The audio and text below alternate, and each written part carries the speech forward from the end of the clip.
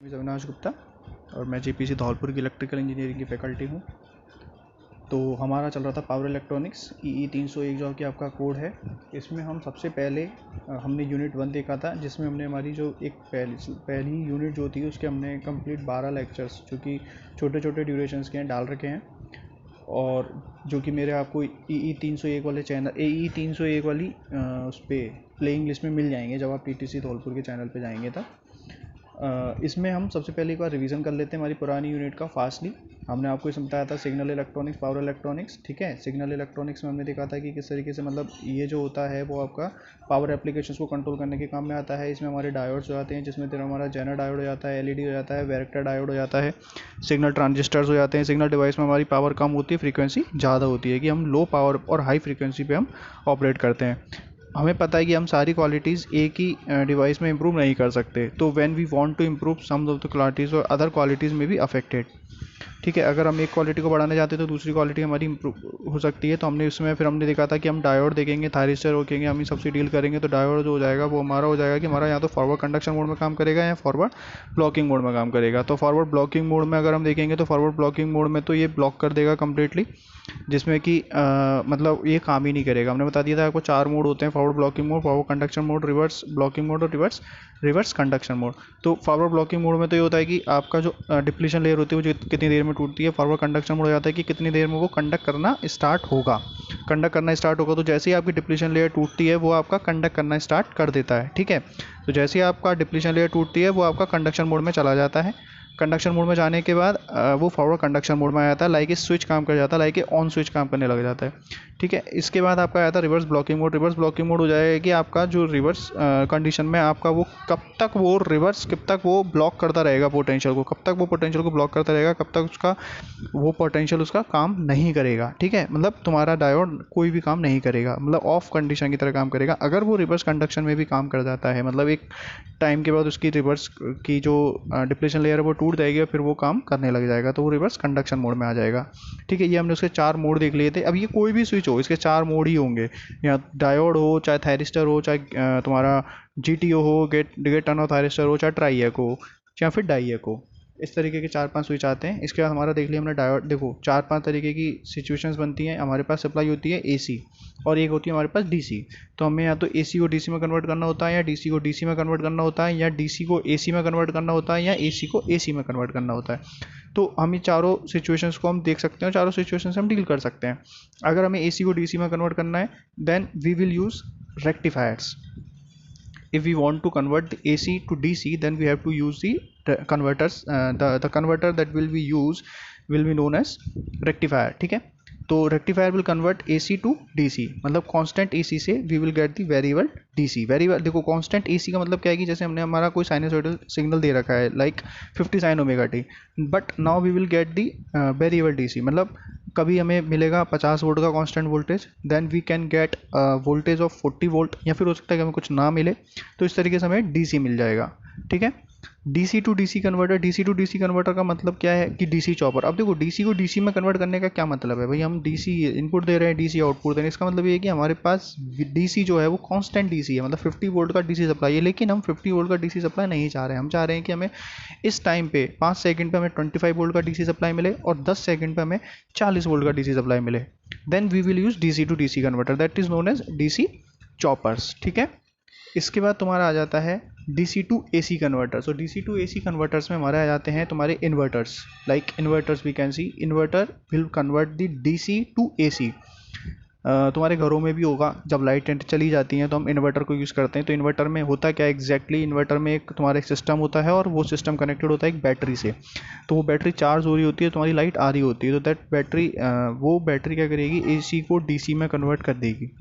मतलब उस बैटरी में, मतलब जब तुम्हारा इन्वर्टर जो होगा वो उस पोजीशन पे रेक्टिफायर की तरह काम करेगा, जब तुम्हारा वो AC से DC में इलेक्ट्रिसिटी को कन्वर्ट कर रहा होगा और बैटरी में उस इलेक्ट्रिसिटी को स्टोर कर रहा होगा, ठीक है।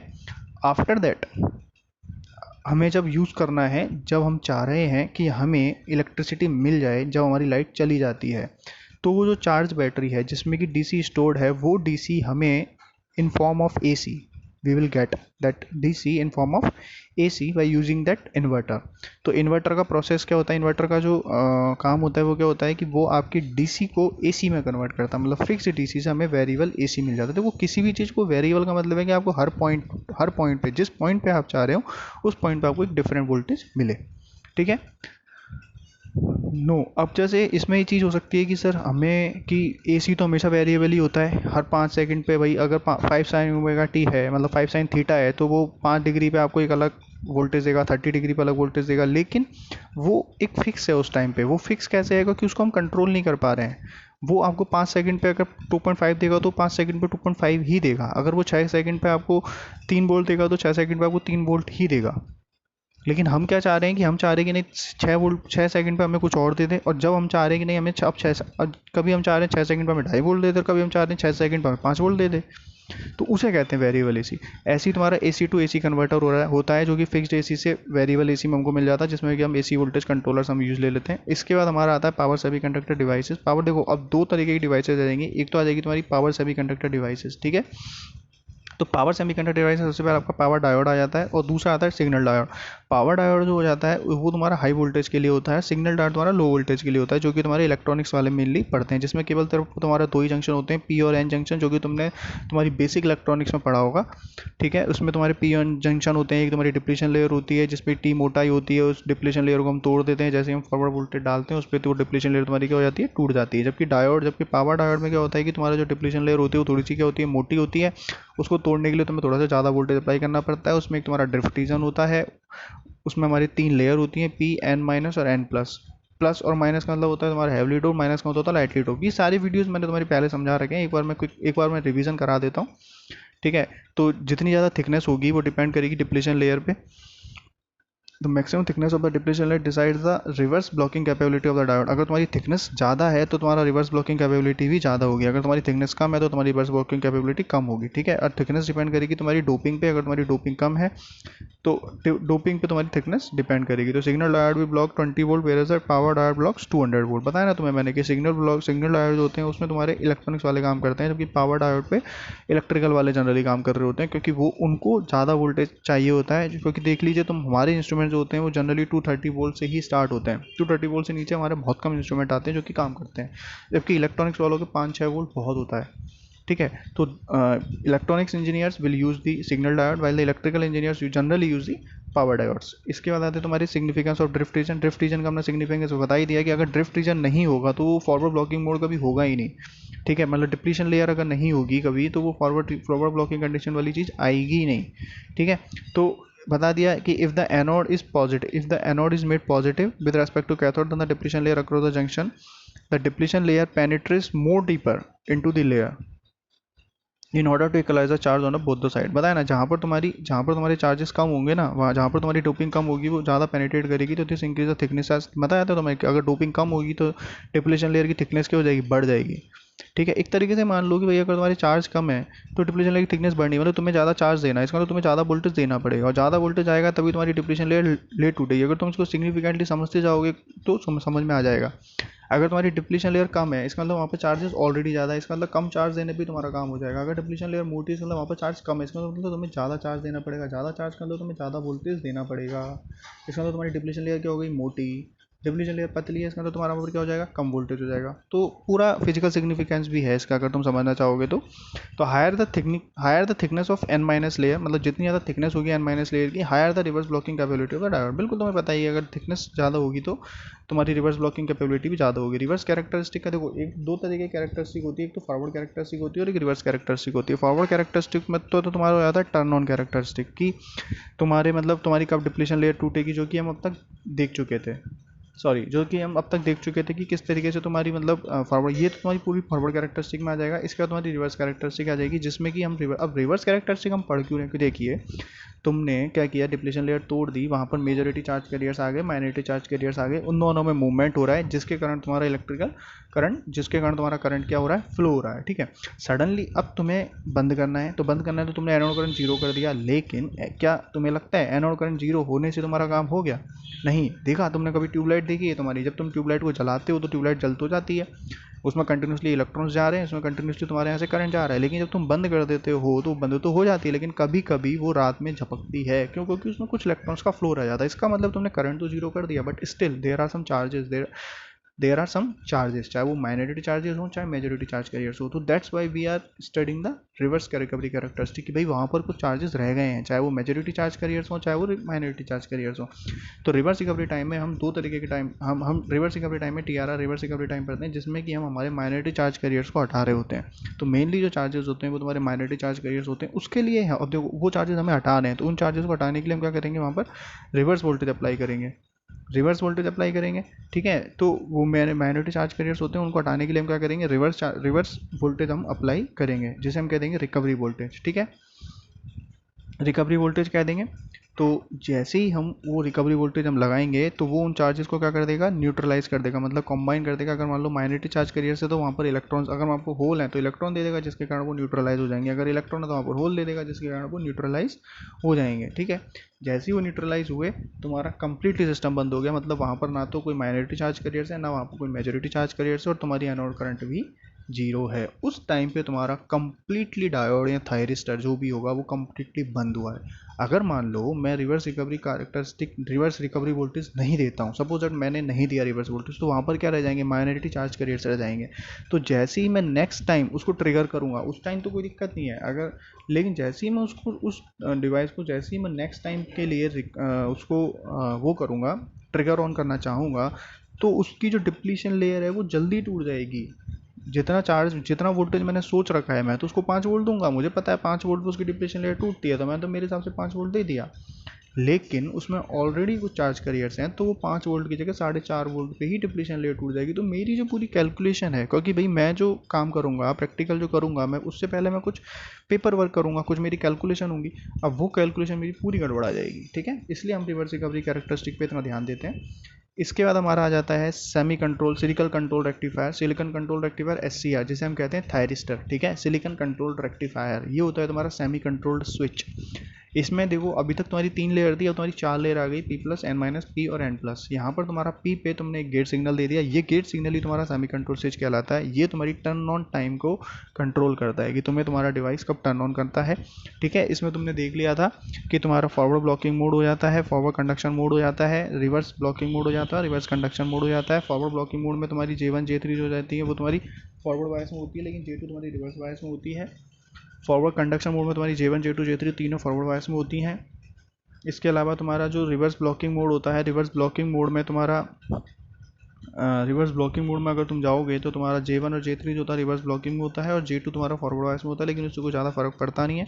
हमने हमारा देख लिया था कैरेक्टरिस्टिक, अगर तुम देखोगे तो देखो फॉरवर्ड बायस में जा रहा है, उसके बाद तुम्हारा एकदम से कंडक्शन मोड में जा रहा है, इधर जो तुम्हारा रिवर्स ब्लॉकिंग में जा रहा है फिर रिवर्स कंडक्शन में जा रहा है। ठीक है, तो यहाँ पर अगर मान लो मेरे को पहुँचाना है तो मैं उसको ट्रिगर करने के लिए क्या करूँगा, वोल्टेज बढ़ाता जाऊँगा। जैसे ही वोल्टेज मेरा ब्रेक ओवर वोल्टेज के ऊपर पहुँच जाएगा, अपने आप तुम्हारा वो क्या एज ए स्विच काम करने लग जाएगा। लेकिन मैं यही नहीं चाहता, तो मैंने क्या किया, गेट सिग्नल दे दिया। गेट सिग्नल में जैसे ही मैं एक करंट देता हूँ, ठीक है, तो वो क्या करती है, करंट वहाँ पर एक कंडक्शन एरिया क्रिएट कर देती है। देख रहे हो कंडक्शन एरिया क्रिएट हो रहा है तुम्हारा, ये कंडक्शन एरिया जो छोटा छोटा सा ब्लैक होल दिख रहा है, ये तुम्हारा क्या है, एक कंडक्शन एरिया है, ये कंडक्शन एरिया है, इससे तुम्हारा कंडक्शन एरिया क्रिएट हो जाता है। अब जैसे तुम IG बढ़ाते जाओगे, DIG/dt बढ़ता जाएगा, मतलब rate of change of current बढ़ता जाएगा, जिसके कारण तुम्हारा DIA/dt बढ़ता जाएगा।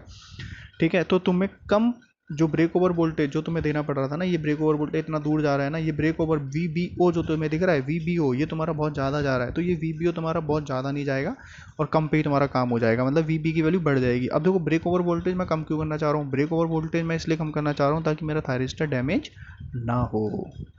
ठीक है, तो जैसे ही तो मैं जितनी ज़्यादा IG दूंगा उतना ही कम ब्रेक ओवर वोल्टेज होगा और मेरा जल्दी थायरिस्टर तुम्हारा टर्न ऑन प्रोसेस में चला जाएगा। इसमें लैचिंग करंट होल्डिंग करंट होती है, लैचिंग करंट तुम्हारी टर्न ऑन प्रोसेस के लिए आती है, होल्डिंग करंट तुम्हारी टर्न ऑफ प्रोसेस के लिए आती है। मैं प्रीवियस वीडियोज में समझा चुका हूँ। रिवर्स कैरेक्टरिस्टिक हो जाएगी इसमें तुम्हारे, देखो अभी तक तो तुम्हारा केवल TRR आ रहा था डायोड में, अब यहाँ पर गेट रिकवरी टाइम भी आ जाएगा। गेट रिकवरी क्यों आ जाएगा, क्योंकि यहाँ पर गेट के अंदर भी जो गेट सिग्नल है उसमें भी कुछ माइनॉरिटी चार्ज कैरियर्स होंगे और हमें वो भी हटाने पड़ेंगे। इसमें दो कॉन्सेप्ट आते हैं, एक सर्किट टर्न ऑफ टाइम जिसे TC कहते हैं, और एक आता है TQ जिसे कहते हैं device turn off time. TC always should be greater than TQ। अगर TC TQ के बराबर भी तब भी कोई दिक्कत नहीं है, लेकिन TC हमेशा TQ से बड़ा ही होना चाहिए। मतलब रिवर्स वोल्टेज तुम चाहे बोले 2 सेकंड के लिए ज़्यादा लगा दो, लेकिन कम मत लगा देना। अगर कम लगा दिया तो वहाँ पर कुछ चार्ज कैरियर्स रह जाएंगे और हमारी पूरी कैलकुलेशन बिगड़ जाएगी। तो रिवर्स रिकवरी वोल्टेज चाहे बोले 2 सेकंड के लिए ज़्यादा लग जाए कोई दिक्कत नहीं है, लेकिन 2 सेकंड के लिए कम नहीं लगना चाहिए। इसके बाद हमारी टर्न ऑन टाइम कैरेक्टरिस्टिक, इसमें हमने बता दिया था 3 तरीके के टाइम आते हैं, डिले टाइम, स्प्रेड टाइम और हाँ T D T S T T delay time, rise time and spread time. ठीक है, तो डिले टाइम जो डिपेंड करता है वो तुम्हारा डिपेंड करता है इनिशियल कंडक्शन एरिया पर। जिस तरीके से तुम्हारा कंडक्शन एरिया बढ़ेगा उसी तरीके से तुम्हारी टी डी कम होता चला जाएगा। राइज टाइम जो होता है ना वो तुम्हारे लोड पैरामीटर्स पर डिपेंड करता है कि तुम्हारी लोड पैरामीटर्स कहते हैं, और स्प्रेड टाइम जो होता है वो आपकी फिजिकल प्रॉपर्टी पर डिपेंड करता है, फिजिकल सिग्निफिकेंस पर डिपेंड करता है। ट्रिगरिंग जो हो सकती है, देखो एक तो हो सकती है कि विदाउट यूजिंग गेट सिग्नल हम ट्रिगरिंग कैसे करें, तो उसमें एक तो हो जाएगी तुम्हारी फॉरवर्ड वोल्टेज ट्रिगरिंग की, हम फॉरवर्ड वोल्टेज को बढ़ाते जाएं। एक हो जाएगी तुम्हारी D V by D T triggering, जिसमें हम D V by D T को बढ़ा देते हैं। और एक हो जाएगी तुम्हारी लाइट ट्रिगरिंग, जब हमको साइमल्टेनियसली बहुत सारे थायरिस्टर एक साथ एक ही टाइम पे टर्न ऑन करने हैं तो हम लाइट ट्रिगरिंग यूज ले लेते हैं। टेम्परेचर बढ़ाते जाओ, टेम्परेचर बढ़ाते जाएगा, टेम्परेचर बढ़ता जाएगा, तो वहाँ पर एक टाइम ऐसा आएगा कि इलेक्ट्रॉन अपने डिप्लीशन लेयर को क्रॉस करके कंडक्शन बैंड में चला जाएगा, मतलब बैलेंस बैंड से कंडक्शन बैंड में चला जाएगा। एक होता है गेट ट्रिगरिंग, गेट ट्रिगरिंग के लिए हम 3 तरीके के सिग्नल यूज ले सकते हैं। तो पल्स गेट सिग्नल की हम थोड़े टाइम के लिए पल्स दें, थोड़े टाइम के लिए नहीं दें, थोड़े टाइम के लिए मतलब थोड़े टाइम के लिए दें, और वो टाइम उतना होगा जब तक कि तुम्हारा गेट सिग्नल उतना हो जाए कि तुम्हारा थायरिस्टर ऑन हो जाए। ठीक है, कंटिन्यूस गेट सिग्नल अगर हम देंगे तो हमें कंटिन्यूस पावर लॉस होगा, तो वो बेकार चीज़ है। एक होता है हमारा हाई फ्रीक्वेंसी गेट सिग्नल की हम ज़्यादा फ्रीक्वेंसी का गेट सिग्नल देते हैं। ज़्यादा फ्रीक्वेंसी का मतलब कम टाइम पीरियड, मतलब कम थोड़े टाइम पीरियड के सेकंड, मतलब 1 मिली सेकंड के लिए 1 मिली सेकंड के गैप पे हम कंटिन्यूसली गेट सिग्नल दें, उससे हमारा पावर लॉस भी कम होगा और हमारा थायरिस्टर भी जल्दी चालू हो जाएगा। ठीक है, इससे हम क्या कर सकते हैं, हमारे पल्स ट्रांसफार्मर की साइज़ को कम कर सकते हैं। देखो अगर हमने सुनो अगर हमने कंटिन्यूसली अगर हमें मान लो 5 सेकंड के लिए गेट पल्स चाहिए, कंटिन्यूसली गेट पल्स चाहिए 5 सेकंड के लिए, तो मुझे एक बड़ा ट्रांसफार्मर लगाना पड़ेगा। ठीक है, क्योंकि वो 5 सेकंड के लिए कंटिन्यूसली इतनी गेट पल्स देगा तभी हमारा थायरिस्टर ऑन होगा। ठीक है, या फिर मैं ऐसा करूं कि 1 मिली सेकंड का 1 मिली सेकंड का ट्रांसफार्मर लूँ, उसको लगा दूँ, तो उसमें क्या होगा कि वो इतनी स्पीड से चलेगा, इतनी स्पीड से चलेगा कि पता ही नहीं चलेगा कब बंद हो रहा है। ठीक है, जैसे कि तुम्हारी ट्यूबलाइट जो कि 1 सेकंड में 50 बार जलती है और 50 बार बुझती है, तुम्हें पता चलता है? आज तक नहीं पता होगा कि तुम्हारी ट्यूबलाइट जो कि 1 सेकंड में 50 बार जलती है और 50 बार ही बुझती है। 50 हर्ट्ज फ्रीक्वेंसी आती है, इसका मतलब यही है कि वो 50 बार जल रही है और वो 50 बार बुझ भी रही है। ठीक है, that is the physical significance of 50 hertz. ठीक है, तो अगर मैं हाई फ्रीक्वेंसी का दे दूंगा सिग्नल तो वो पता ही नहीं चलेगा कब जल रहा है कब बुझ रहा है, तो वो कंटिन्यूस, और मेरा काम छोटे से स्विच से भी हो जाएगा, छोटे से ट्रांसफार्मर से भी हो जाएगा, क्योंकि मेरे को बहुत छोटा ट्रांसफार्मर उसके लिए लगाना पड़ेगा। ठीक है, तो मैं साइज ट्रांसफार्मर की साइज़ को क्या कर सकता हूँ, कम कर सकता हूँ by using the pulse transformer. इसके बाद तुम्हारा आ जाता है, हाँ अब मेन चैप्टर अब हमारा चालू होता है फेज कंट्रोल रेक्टिफायर। देखिए, फेज कंट्रोल्ड रेक्टिफायर में हम क्या करते हैं कि हमने फिक्स्ड एसी सप्लाई दिया, फिक्स्ड एसी सप्लाई से हमें फिक्स्ड डीसी मिलेगा।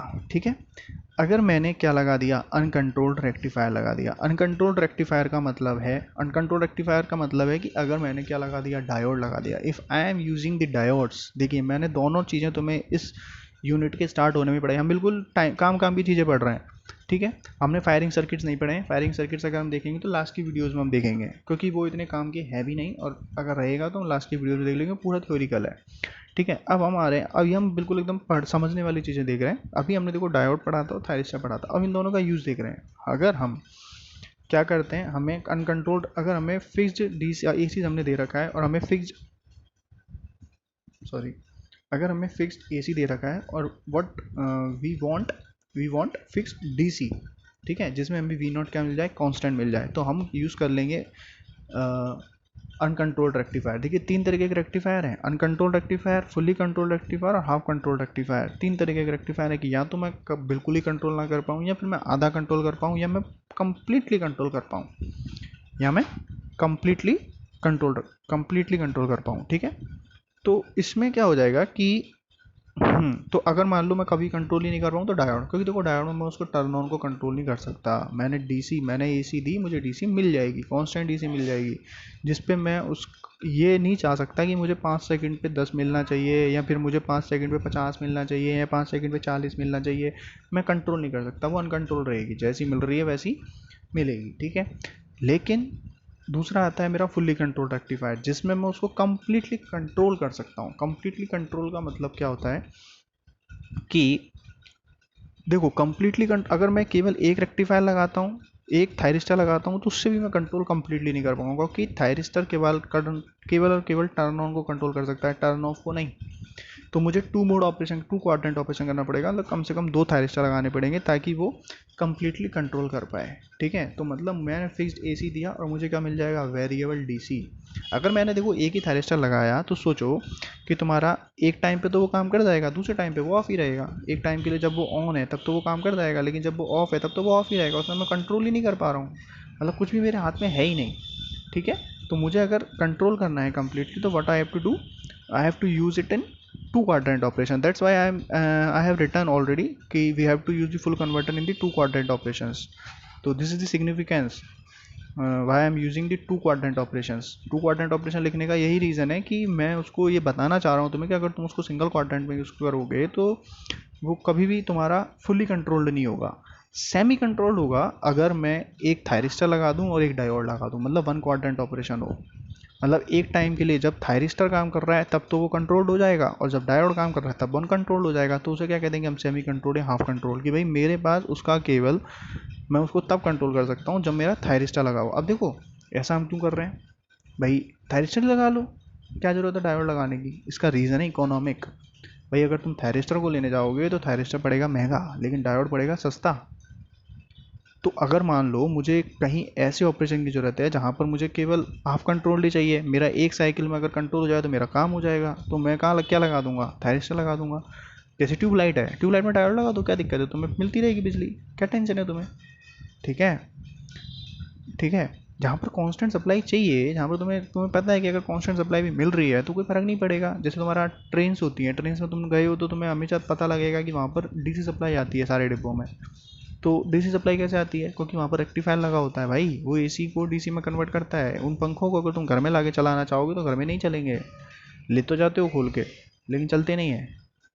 ठीक है, तुम देखना उस पर वोल्टेज लिखा होता है, जब भी स्विच पे देखोगे तो स्विच पे लिखा होता है कि 110 वोल्ट केवल मोबाइल चार्ज के लिए। अगर तुम कुछ और चार्ज करना चाहोगे तो नहीं होगा, तुम्हारी रिस्क है। ठीक है, लोग लगा देते हैं लैपटॉप। ठीक है, तो तुम देख रहे हो तो वो क्या हो रहा है। तो अगर तुम, मैं वही तुम्हें बताना चाह रहा हूँ कि why we are using fully controlled, half controlled, uncontrolled, इतनी सारी टेंशन हम पाल ही क्यों रहे। देखो अनकंट्रोल्ड और फुल्ली कंट्रोल में समझ में आ गया कि हम अनकंट्रोल्ड को यूज़ कर रहे हैं, फुल्ली कंट्रोल को यूज़ कर रहे हैं, लेकिन तुम ये भी कह सकते हो सर अनकंट्रोल्ड यूज़ करने की जरूरत ही क्या है, फुल कंट्रोल्ड यूज़ कर दो। इकोनॉमिक, डायोड और थायरिस्टर की कॉस्ट में अंतर आता है, इसलिए हम को जहाँ पर डायोड यूज़ करना है वहाँ डायोड से काम चलाते हैं, जहाँ हमको थायरिस्टर यूज़ करना है वहाँ थायरिस्टर से काम चलाते हैं, और जहाँ पर हमें लग रहा है कि एक थायरिस्टर और एक डायोड, एक थायरिस्टर और एक डायोड से काम चल जाएगा तो वहाँ हम एक थायरिस्टर और एक डायोड यूज़ कर रहे होते हैं। तो वो हम एप्लीकेशन देखते हैं कि कौन सी एप्लीकेशन में हमें क्या यूज़ करना है अकॉर्डिंग टू अवर रिक्वायरमेंट्स। ठीक है, हमारी रिक्वायरमेंट्स के हिसाब से हम देखते हैं। ठीक है, तो हाफ कंट्रोल रेक्टिफायर हो जाएगा। हाफ कंट्रोल रेक्टिफायर अगर तुम्हारा हो गया तो तुम्हें देखो, तो तुम्हें तीनों चीज़ में तो तीनों चीज़ें मैंने तुम्हें बता दिया कि फिक्स्ड एसी से तुम्हें मिल जाएगा वेरिएबल डीसी। इधर तुम्हारा फिक्स्ड एसी से तुम्हारा वेरिएबल डीसी मिल तो जाएगा, लेकिन तुम्हारा सिंगल क्वाड्रेंट में वेरिएबल मिलेगा, एक क्वाड्रेंट में तुम्हारा कांस्टेंट मिलेगा और एक क्वाड्रेंट में तुम्हारा वेरिएबल मिलेगा। ठीक है, ये फेज कंट्रोल रेक्टिफायर। अब आता है तुम्हारा classification of converter based on the number of pulse of the converter. ये तुम्हारी लास्ट स्लाइड है आई थिंक। ठीक है, लास्ट 3 स्लाइड है, लास्ट टॉपिक है। तो देखो नंबर ऑफ पल्सेस देखो इसमें हम डिफाइन करते हैं कि नंबर ऑफ पल्सेस से देखो एक होता है तुम्हारा single pulse, one pulse converter. अब देखो मैं तुम्हें सिंपल सी चीज़ बता देता हूँ, सिंपल सी थ्योरी। हमें चाहिए एसी से डीसी। एसी का मतलब होता है तुम्हारा वेरिएबल एसी। जैसे तुम देख रहे हो कि कंप्लीट तुम्हारी कंटिन्यूसली तुम्हारा क्या हो रहा है, एक टाइम के लिए तुम्हें मिल रहा है फिर तुम्हें नहीं मिल रहा। 2 पल्स में जाओगे तो तुम्हारा 2 पाई के अंदर क्या मिल गई, 2 पल्स मिल गई, मतलब 2 बार सप्लाई मिल गई। अगर तुम 3 पल्स के अंदर जाओगे तो 2 पाई के अंदर देखो तुमको कितनी बार सप्लाई मिल गई, 4 बार सप्लाई मिल गई। ठीक है, मतलब तुम कंटिन्यूसली कहाँ जा रहे हो, डीसी की तरफ मूव कर रहे हो। अब देखो तुम्हें 6 पल्स दिखाऊंगा तो देखो कैसी हालत हो गई है। अब अगर मैं 12 पल्स कर देता हूँ तो एकदम छोटी छोटी छोटी छोटी छोटी छोटी छोटी हो जाएगी। मतलब तुम्हारा क्या हो जाएगा, तुम्हें कंटिन्यू, मतलब तुम इतनी बार चेंज होगा इतनी बार चेंज होगा इतनी बार चेंज होगा कि वो क्या मिल जाएगा तुम्हें कंटिन्यूसली, वो पल्स मिल जाएगी। कौन सी पल्स मिल जाएगी, 12 पल्स कन्वर्टर मिल जाएगा तुम्हें। ठीक है, 12 पल्स में तो मेरा बेसिकली उद्देश्य क्या है कि मुझे एसी को डीसी में कन्वर्ट करना पड़ता है। तो ये तो तुम्हें समझ में आ गया होगा कि जितनी ज़्यादा नंबर ऑफ पल्सेस होंगी उतना ही ज़्यादा अच्छा वोल्टेज तुम्हें मिलेगा। मतलब ये तो तुम्हें समझ में आ ही गया है कि अब जितनी ज़्यादा पल्सेस मैं रखूँगा उतना ज़्यादा मुझे वोल्टेज अच्छा मिलेगा। ठीक है, ये तुम्हें समझ में आ गया। तो क्योंकि पल्सेस से मैं क्या कर रहा हूँ, मेरे हार्मोनिक्स कम कर रहा हूँ, पल्सेस से मैं क्या कम कर रहा हूँ, मेरे हार्मोनिक्स कम कर रहा हूँ। तो देखिए, pulses number gives the number of output pulse for one cycle AC source voltage. अगर तुमने एसी सोर्स वोल्टेज दिया है तो तुम्हें कितने नंबर ऑफ साइकिल्स मिल रहे हैं आउटपुट में, वो तुम्हारी क्या कहलाती है, पल्सेस कहलाती है। तो वन पल्स कन्वर्टर का मतलब है कि तुम्हें एक पल्स मिलेगी आउटपुट में।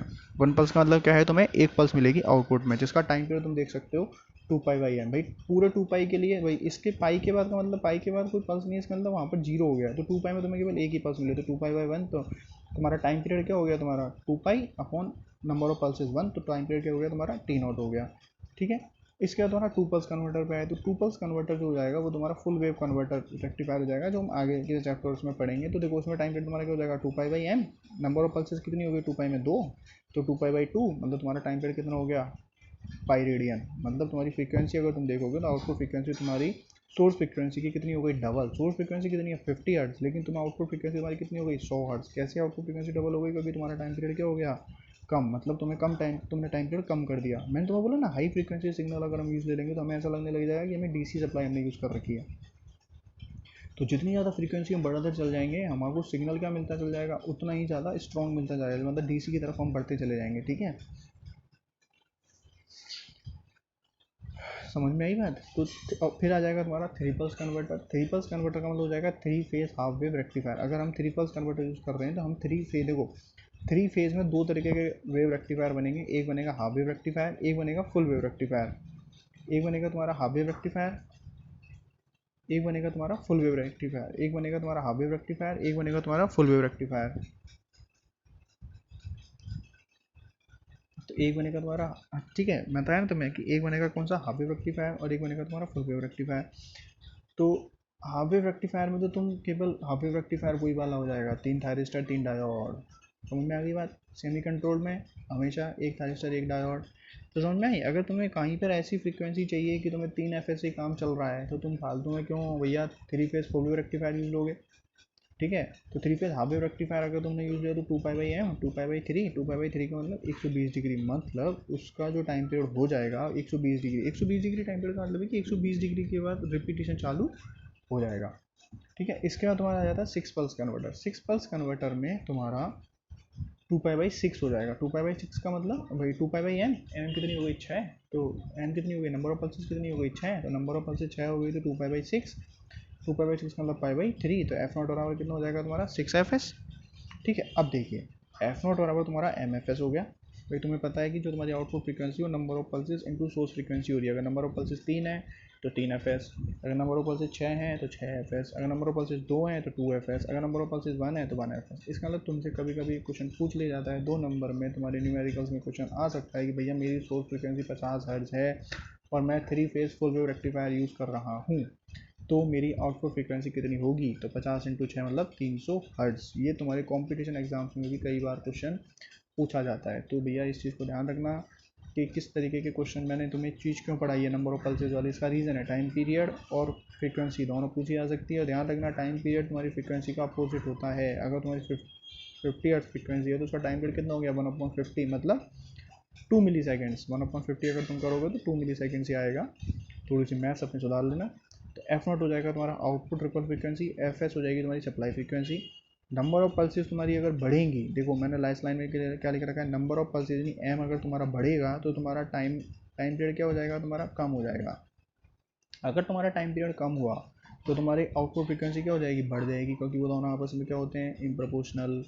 अगर तुम्हारा फ्रीक्वेंसी बढ़ेगा, मतलब कितनी, मतलब मैंने तुम्हें बताया ना, अगर 12 पल्स कर दूंगा तो एकदम छोटे छोटे हो जाएंगे, छोटे छोटे अभी तो बहुत छोटे हो गए ना, तो एकदम 12 पल्स में एकदम बहुत छोटे छोटे बच्चे हो जाएंगे। तो तुम्हारे रिपल वोल्टेज क्या हो जाएगा, एकदम से कम हो जाएगा। रिपल वोल्टेज कम हो जाएगा तो तुम्हारे क्या हो जाएंगे, हार्मोनिक्स कम हो जाएंगे। देखो हार्मोनिक्स क्या होता है, हार्मोनिक होता है तुम्हारा कि मैक्सिमम वोल्टेज और मिनिमम वोल्टेज के बीच का डिफरेंस। एक तरीके से डिफरेंस तो वही आएगा मैक्सिमम वोल्टेज और मिनिमम वोल्टेज के बीच का, लेकिन हाँ ये कितने टाइम के लिए है, देखो ये कितने टाइम के लिए है, पाई टाइम के लिए, जबकि यहाँ पर तुम्हारा ये कितने टाइम के लिए है 120 डिग्री के लिए। यहाँ पर तुम देखोगे तो कितने टाइम के लिए है 60 डिग्री के लिए। अगर मैं 12 पल्सेस कर दूंगा तो 2 पाई/12, 2 पाई/12 12×3 = 36, मतलब वो कितने टाइम के लिए रह जाएगा, केवल 30 डिग्री के लिए रह जाएगा। तो 30 डिग्री के लिए रह जाएगा तो हार्मोनिक्स के हो जाएंगे, कम हो जाएंगे। अगर मेरे हार्मोनिक सिस्टम में कम हो जाते हैं, अब देखो सिस्टम पे हार्मोनिक्स का क्या इफेक्ट पड़ता है। हार्मोनिक्स का इफेक्ट पड़ता है। अगर मान लो मेरे हार्मोनिक्स बहुत ज़्यादा है ना सिस्टम में, तो मेरी सब मशीन की जो कैपेसिटी है ना वो तुम्हारी ख़राब हो जाएगी। क्योंकि देखो कभी तो मैं ज़्यादा वोल्टेज दे रहा हूँ, कभी मैं कम वोल्टेज दे रहा हूँ, कभी मेरा बहुत ज़्यादा वोल्टेज आ रहा है। अब मेरा कभी बहुत ज़्यादा वोल्टेज कितने सेकंड के लिए जा रहा है, 5 सेकंड के लिए। कभी मेरा बहुत कम वोल्टेज आ रहा है, वो भी कभी मेरा वोल्टेज ही नहीं जा रहा। तो मेरी क्या हो जाएगी मशीन वाइंडिंग, कभी ज़्यादा गर्म, कभी ठंडी, कभी ज़्यादा गर्म, कभी ज़्यादा ठंडी। और फिर मान लो मैंने 50 सेकंड के लिए 50 वोल्ट दे दिया, तो मेरी तो बहुत ज़्यादा ओवर हीट कर जाएगी। तो मेरी हार्मोनिक्स के कारण मशीन वाइंडिंग क्या हो जाती है, ओवर हीट हो जाती है।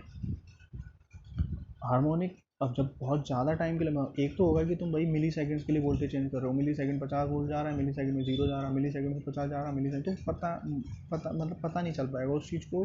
अब हम भाई अगर तुम्हारा कोई फॉल्ट भी आता है ना सिस्टम में, तो उसके लिए एक टाइम पीरियड होता है कि अगर तुम्हारी हाई करंट आई है और हाई करंट अगर 5 सेकंड के लिए आई है तो उसे ही फॉल्ट माना जाता है। अगर कोई हाई हाई करंट तुम्हारी 1 मिली सेकंड के लिए आ गई तो उसे कोई फॉल्ट नहीं मानते। क्योंकि ऐसे यार हो जाता है, कभी भी आ जाता है, सर्जिस हैं आ जाते हैं, तो उनको फॉल्ट नहीं कहते हैं, दे आर नॉट फॉल्ट।